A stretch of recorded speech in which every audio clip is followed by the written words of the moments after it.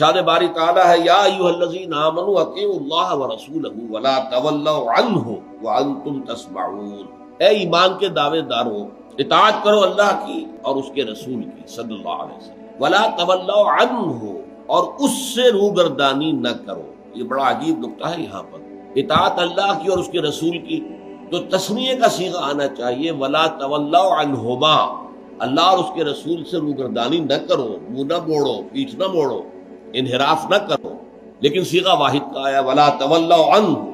کیوں؟ اس لیے کہ اللہ کا حکم بھی تو بواسطہ محمد صلی اللہ علیہ وسلم نازل ہو رہا ہے، قرآن بھی تو حضور کے دہن مبارک سے در حقیقت صادر ہو رہا ہے، نکل رہا ہے، لہذا حقیقت کے اعتبار سے اللہ کا حکم، اللہ کے رسول کا حکم، عملی اعتبار سے اللہ کے رسول کا حکم، جو قرآن میں آیا ہے وہ بھی حضور کی زبان سے ہے، اور جو حضور حکم دے رہے ہیں وہ بھی آپ کی زبان مبارک سے، وانتم تسمعون، جبکہ تم سن رہے، یہ ہے وہ سمع و طاعت۔ ایمان کا تقاضا کیا ہے؟ سنا اور مانا۔